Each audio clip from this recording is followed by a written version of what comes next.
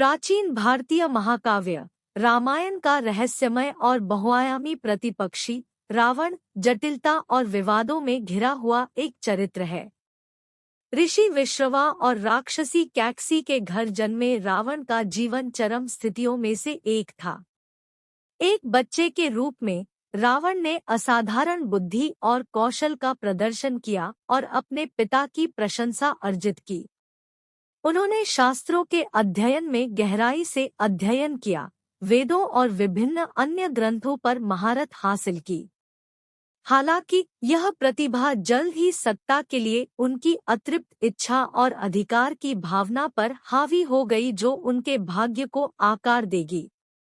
रावण की महत्वाकांक्षा ने उसे अमरता की तलाश में हिंदू त्रिमूर्ति में विध्वंसक भगवान शिव की तीव्र तपस्या करने के लिए प्रेरित किया।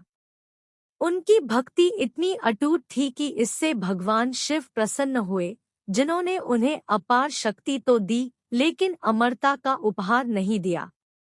यह वरदान और अभिशाप दोनों ही सिद्ध होगा। अपनी नई शक्ति से रावण ने लंका पर दुर्जय साम्राज्य की स्थापना की और उसका शासक बन गया। उनके शासन की विशेषता समृद्धि और नवीनता थी, लेकिन यह अहंकार और क्रूरता से भी ग्रस्त था। उसके अहंकार की कोई सीमा नहीं थी और वह स्वयं को अजेय मानता था। रावण का अहंकार अंततः उसके पतन का कारण बनेगा। उसने भगवान विष्णु के 7वें अवतार भगवान राम की पत्नी सीता का अपहरण कर लिया। आक्रामकता के इस कृत्य से रावण और भगवान राम के बीच युद्ध छिड़ गया, एक ऐसा युद्ध जिसे इतिहास में रामायण के महान युद्ध के रूप में जाना जाएगा। युद्ध कई दिनों तक चलता रहा और रावण की अपार शक्ति और गुप्त कलाओं में निपुणता ने उसे एक दुर्जय शत्रु बना दिया। हालांकि उनका अहंकार और अपने कार्यों के परिणामों के प्रति उपेक्षा उनके लिए दुखदायी साबित हुई। अंतिम युद्ध में भगवान राम का तीर रावण के हृदय में लग गया, जिससे उसका जीवन समाप्त हो गया। जैसे ही रावण मर रहा था, उसने अपने चरित्र का एक अलग पहलू प्रदर्शित किया।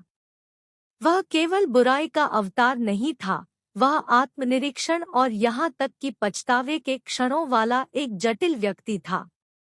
उन्होंने अपनी पसंद पर अफसोस जताया और अपने कार्यों के परिणामों को स्वीकार किया।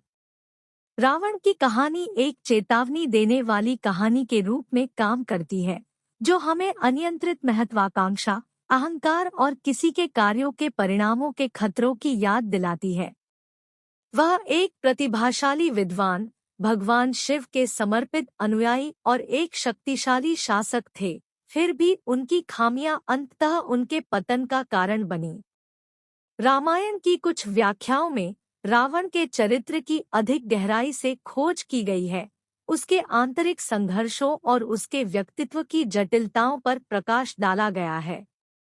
उन्हें एक आयामी खलनायक के रूप में नहीं बल्कि एक दुखद व्यक्ति के रूप में चित्रित किया गया है, जिसके जीवन विकल्पों के कारण उसका दुखद अंत हुआ। भारतीय संस्कृति में रावण की विरासत विभिन्न रूपों में विद्यमान है। जबकि उन्हें अक्सर अपमानित किया जाता है, ऐसे लोग भी हैं जो उन्हें उत्पीड़न के खिलाफ प्रतिरोध के प्रतीक के रूप में देखते हैं। बुराई पर अच्छाई की जीत के प्रतीक के रूप में दशहरा के त्योहार के दौरान उनके पुतले जलाए जाते हैं। अंत में रावण की कहानी मनोरम और बहुआयामी है, जो मानवीय स्थिति के बारे में सबक और अंतर्दृष्टि से भरी हुई है। वह एक ऐसा चरित्र है जिसके जीवन और विकल्पों पर लगातार बहस, व्याख्या और पुनर्कल्पना होती रहती है, जिससे वह भारतीय पौराणिक कथाओं में एक स्थायी और रहस्यमय व्यक्ति बन जाता है।